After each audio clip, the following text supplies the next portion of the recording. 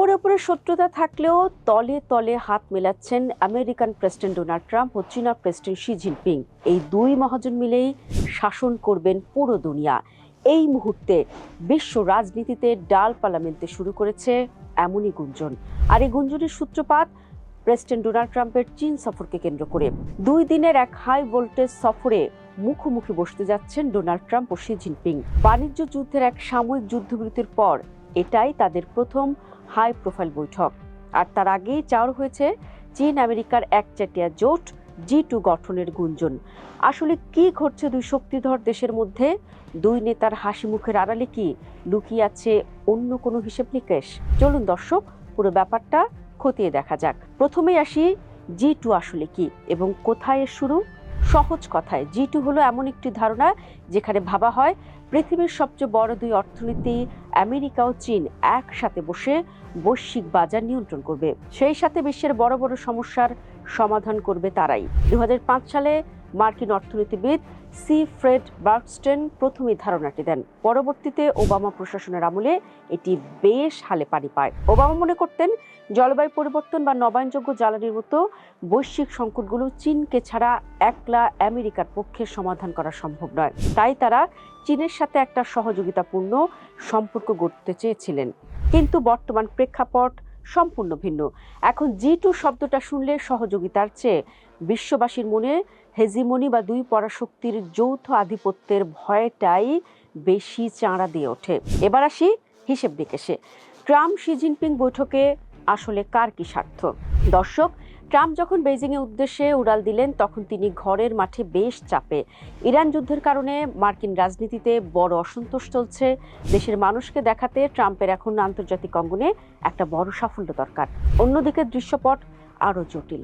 Iran Israel যুদ্ধের জেরে Hormuz প্রণালী বন্ধ হওয়া এবং মার্কিন ব্লকেডের কারণে চীনের অর্থনীতি বেশ ধাক্কা খেয়েছে।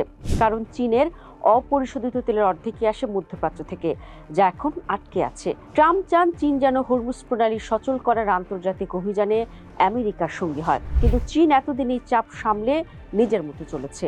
এর বদলে শি জিনপিং চান বাণিজ্য সুবিধা, দুর্লভ খনিজের উপর নিয়ন্ত্রণ এবং সবচেয়ে সংবেদনশীল বিষয় তাইওয়ানের উপর চীনের অধিকারের মার্কিন স্বীকৃতি। এর আগে দক্ষিণ কোরিয়ার বুসানে যখন ট্রাম্প শির দেখা হয়েছিল তখন ট্রাম্প তো হেসেই খুন। দুই দেশের সম্পর্ককে 10-এ 12 নম্বর দিয়ে তাদের বৈঠককে G2 বৈঠক বলে দিয়েছিলেন। শি জিনপিংও সুর মিলিয়ে বলেছিলেন চীনের স্বপ্ন আমেরিকার মেক আমেরিকা গ্রেট এগেইনের সাথে সাংঘর্ষিক নয়। কিন্তু উপরের চমৎকার হাসি মুখের আড়ালে আসল খেলাটা অন্য জায়গায়। প্রশ্ন, G2 হওয়া কি আসলেই সম্ভব? বিশ্লেষকরা বলছেন না, মোটেও সহজ নয়। এর পেছনে রয়েছে বেশ কয়েকটি কারণ। বিশ্লেষকরা মনে করেন এ বৈঠক কোনো বন্ধুত্বের শুরু নয়, বরং একে অপরের রেড লাইন বা শেষ সীমাটা মেপে নেওয়ার চেষ্টা। দুপক্ষই দেখতে চায় কে কাকে কত দূর চাপ দিতে পারে, যাতে সম্পর্কটা ভেঙে না গিয়ে একটা নিয়ন্ত্রিত উত্তেজনার মধ্যে টিকে থাকে। ডোনাল্ড ট্রাম্প চান আমেরিকাকে বিশ্বের 1 নম্বর পরাশক্তি হিসেবে ধরে রাখতে, আর শি জিনপিং চান চীনকে সেই চূড়ায় নিয়ে যেতে।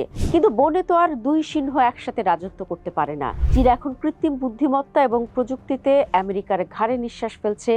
আমেরিকা কোনোদিনই চাইবে না চীনকে তার সমান সামরিক বা প্রযুক্তিগত অংশীদার হিসেবে মেনে নিতে।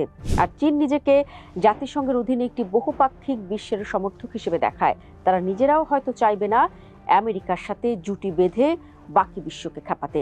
এখন প্রশ্ন, বাকি দুনিয়া কিভাবে দেখছে এই জুটিকে? যদি কোনো অলৌকিক উপায়ে ট্রাম্প আর শি জিনপিং এক হয়েও যান, বাকি বিশ্ব তা মুখ বুঝে মেনে নেবে না। এই মুহূর্তে তাদের বৈঠক ঘিরে সবচেয়ে বেশি চিন্তিত ইউরোপিয়ান ইউনিয়ন। তারা ভাবছে দুই পরাশক্তি মিলে যদি নিজেদের মধ্যে সব চুক্তি করে ফেলে তবে ইউরোপ এক ঘরে হয়ে পড়বে। এমনিতেই নেটোর খরচাপাতি এবং ইউক্রেন যুদ্ধ নিয়ে ট্রাম্পের সাথে ইউরোপের দূরত্ব তৈরি হয়েছে। তাই ইউরোপ এখন তড়িঘড়ি করে আমেরিকার গ্যাস এবং চীনের খনিজের উপর থেকে নির্ভরতা কমানোর আপ্রাণ চেষ্টা করছে। ভারত ও ব্রাজিলের মতো উদীয়মান শক্তিগুলো এই G2 এই ধারণাকে ভালো চোখে দেখছে না। তারা নিজেদের বিশ্ব মঞ্চের বড় খেলোয়াড় হিসেবে দেখতে চায়। সম্প্রতি ভারত ও ব্রাজিল নিজেদের মধ্যে বাণিজ্য দ্বিগুণ করার চুক্তি করেছে, যাতে খনিজ সম্পদের জন্য চীন আমেরিকার দিকে আর তাকিয়ে থাকতে না হয়। আফ্রিকার উন্নয়নশীল দেশগুলো বা এশিয়ানভুক্ত দেশগুলো চায় না ওয়াশিংটনের বেইজিং তাদের মাথার উপর বসে ছড়ি ঘুরাক। তারা বিশ্ব রাজনীতিতে নিজেদের বিকল্প অপশন খোলা রাখতে চায়। দর্শক, ট্রাম্প ও শি জিনপিং এর এই সাক্ষাৎ হয়তো সাময়িকভাবে বিশ্ববাজারে একটু স্বস্তি দেবে, হয়তো ছোটখাটো কোনো বাণিজ্য চুক্তিও হবে, কিন্তু একে G2 বা দীর্ঘমেয়াদী কোনো যৌথ শাসনের সূচনা ভাবাটা ভুল হবে। এটা আসলে দুই প্রবল প্রতিদ্বন্দ্বীর একে অপরকে মেপে নেওয়ার খেলা। বিশ্ব আজ আর এমন জায়গায় নেই যেখানে কেবল দুটি দেশ মিলে সবার ভাগ্য নির্ধারণ করে দিবে। বাকি দুনিয়া এখন নিজেদের অধিকার বুঝে নিতে প্রস্তুত। তাই বেইজিং এর এই বৈঠক আসলে কোনো মহামিলন মেলা নয়, বরং তীব্র প্রতিযোগিতাকে একটি সীমানার মধ্যে রাখার চতুর চেষ্টা মাত্র।